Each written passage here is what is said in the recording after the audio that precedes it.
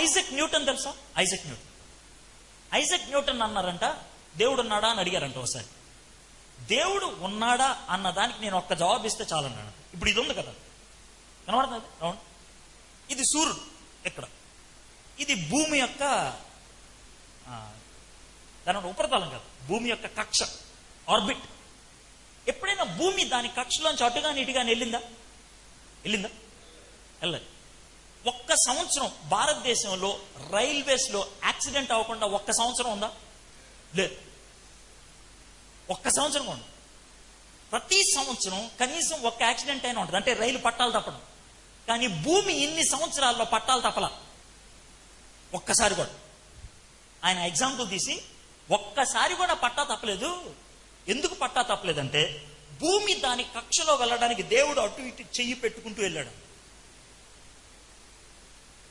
ఆ యొక్క మైండ్ అది అంటాడని, దేవుడు ఆ విధంగా చెయ్యి పెట్టకపోతే భూమి అటో ఇటో వెళ్ళేదంట. ఇది భూమి అటో ఇటో వెళ్తే ఏమవుతుంది ఒక్కసారి మీకు. ఇప్పుడు మన భూమి గుండ్రంగా తిరగదు కదా, కోడిగుడ్డ ఆకారంలో ఉంటుంది, ఎలిప్టికల్ షేప్ అంటారు కదా.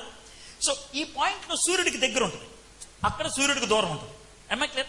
సో సూర్యుడికి దగ్గరున్న చోట ఒక్క అడుగు లోనకు వస్తే, ఒక్క అడుగు టెంపరేచర్ లో 20 degrees డిఫరెన్స్ వస్తుంది. అంటే ఏంటంటే ఎండాకాలం అతి వేడి ఉన్నప్పుడు 50 degrees ఉంటుంది కదా, అప్పుడు 70 degrees పెరుగుతుంది. 70 degrees పెరిగితే మనుషులు ఎవడన్నా బతుకుంటాడా? కాకినాడ నుంచి అండమాన్ నడుచుకుంటూ వెళ్ళిపోవచ్చు. నిజం. సముద్రంలో చుక్క నీరు ఉండదు, అంత ఆవిరైపోద్ది. అండమాన్ అంటే ఇట్లా వెళ్ళిపోండి సార్ అంటారు. అది కూడా 37 నిమిషాల్లో అయిపోద్ది. 37 minutes లో the whole water will get evaporated. 37 minutes. సరే, భూమి ఇక్కడ ఉన్నప్పుడు అంటే ఏంటి?